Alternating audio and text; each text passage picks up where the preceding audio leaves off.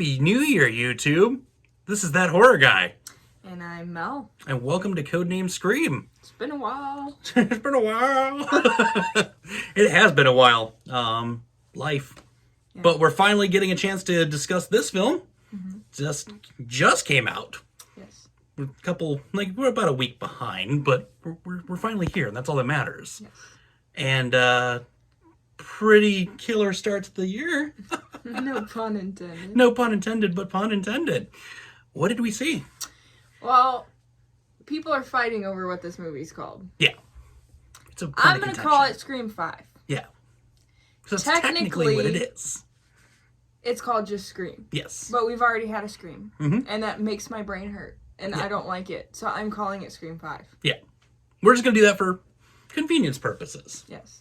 And the title will say Scream because, yeah. Can we put like 2022 in parentheses? That's what I'm going to be doing. Yeah. Okay. Scream 2022. That's what you guys are reading right now. We're discussing this because we're shooting it before you're watching it. It's, once again, we're doing what we do best over here. Breaking down some walls. Breaking down the walls. Tear down the walls. Yeah, so this is Scream 5. This isn't Scream. This is Scream 5. Yeah. It was released January 14th, 2022, which was this year, which is weird to say. Which is weird, yeah. Jeremy, stop. I'm like 2022. Yeah. Now you know how I feel with the inflation. Yes. Yeah. Yes. It was directed by Matt Bettinelli-Olpin, which is an unfortunate Say name. that one 5 times fast. And Tyler Gillette. It was written... Oh, is that the shaving cream guy, you think? It's missing an E. Oh, that's true. End. Yeah. And it was written by James Vanderbilt and Guy Busick, which makes me wonder if he gets sick on buses, because his name is Busick. Well, at first glance, I thought that said Vanderbeek. I'm like, damn, the Dawson's Creek did it. Yeah, James Vanderbeek and Gary Busey. That would be a pretty interesting movie. Yeah. Anyway, produced by William Sherrick, which I just read as Shrek. Shatner. I read as Shrek. Jesus. Clearly, we need some prescriptions checked over here. And I made this font like super. Yeah, oh no!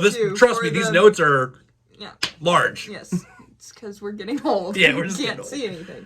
Anyway, produced by William Sherrick, James Vanderbilt, and Paul Neinstein. I thought it said Newman. You just stop. Yeah, so our celebrity cast. Yeah. Music by Brian Tyler, not Brian Wilson. Yeah. Brian Tyler.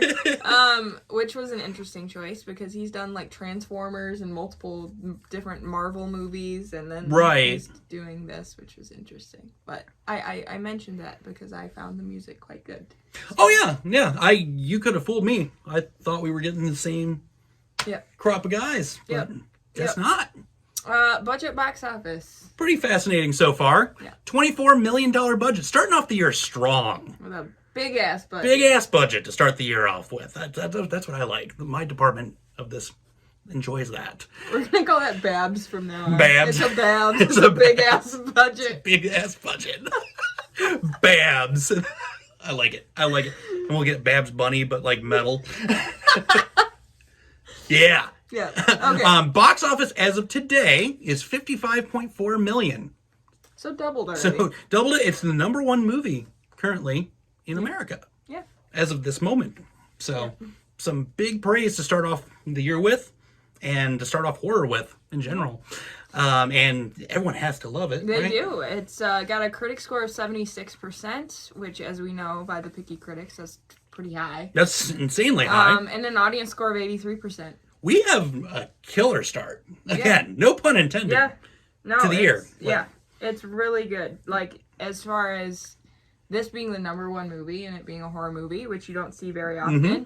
And then also, like, people liking a movie. Well, people liking a movie, the numbers being as large as they are with the current, climate of the world in which we're in. It's just nice to see numbers this high, not only just in general, but for horror. Mm-hmm.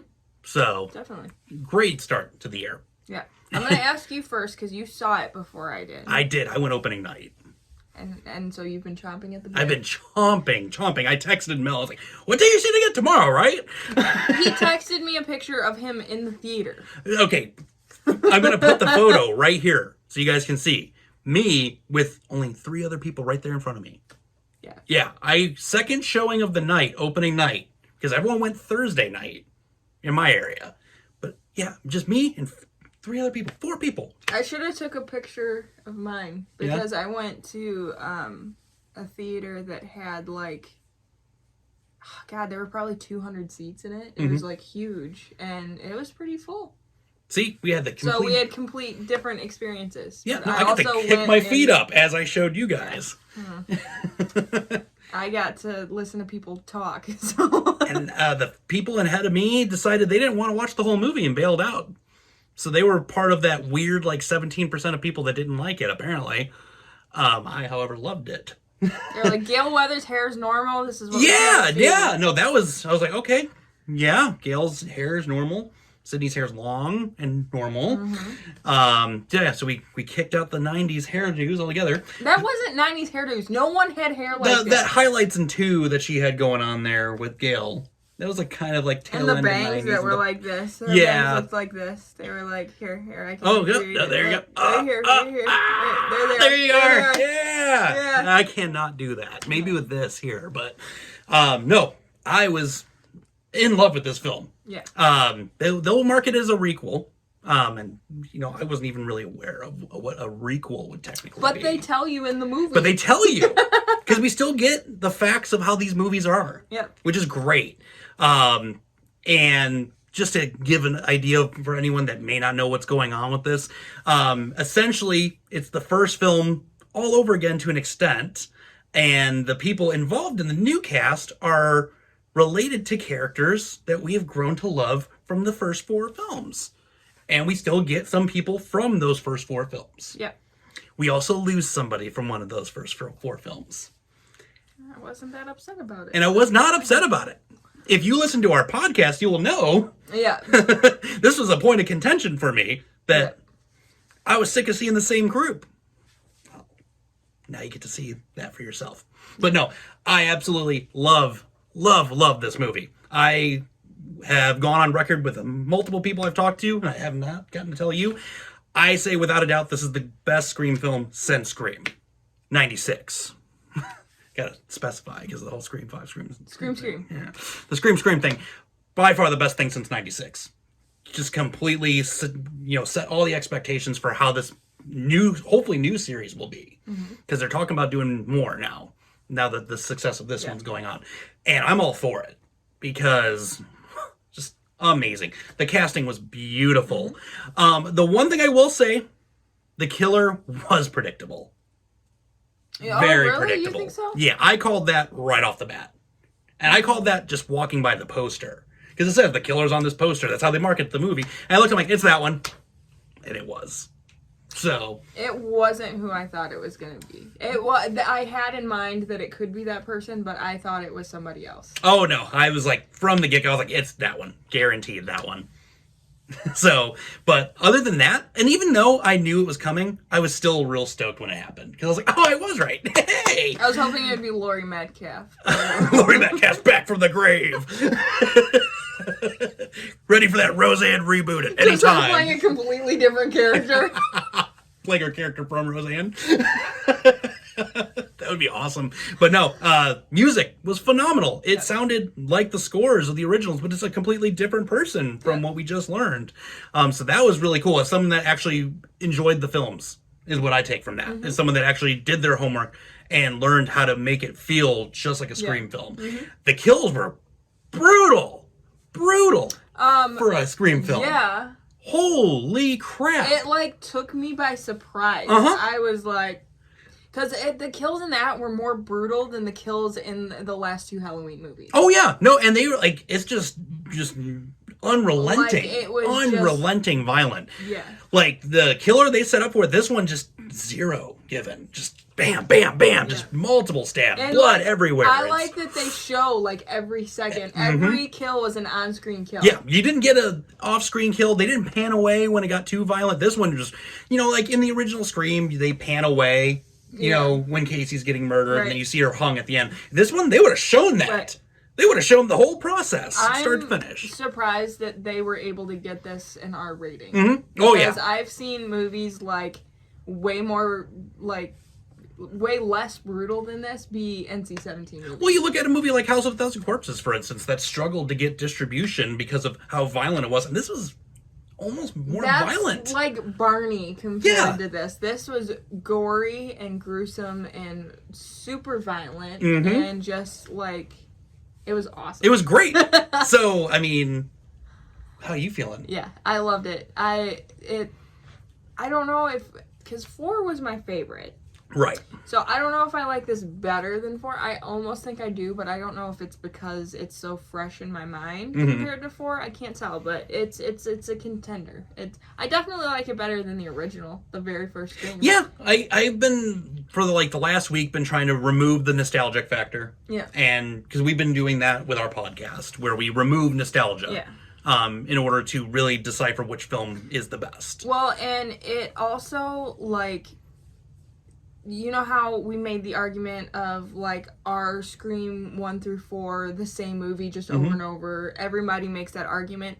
This didn't feel like that. No. Even though it's, like, in the same franchise, it has the same characters, it didn't feel like the first 4 movies at all. No, even though the concept is ultimately the same, it just felt so, like, fresh compared to the other 4 that we have different feelings about that. Right. But, like, they are similar, but this didn't seem similar in comparison to the first. This should have been what Scream 4 should have been. Yeah, well, like Scream 4, this film should have been that from the get-go, because when Scream 4 rolled, and we talked about this during the podcast too, it was just one of those, it was like it had some really cool elements, but it was still just felt like the first 3 films. But no, this one felt the most fresh since the original.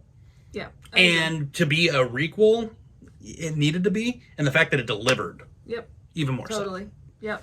Yeah. This was a super strong movie to start the year out with. Oh yeah. Because, like, all these other movies are gonna have to do some they got some living up to do. Major work, because it's gonna be hard to top this, I think.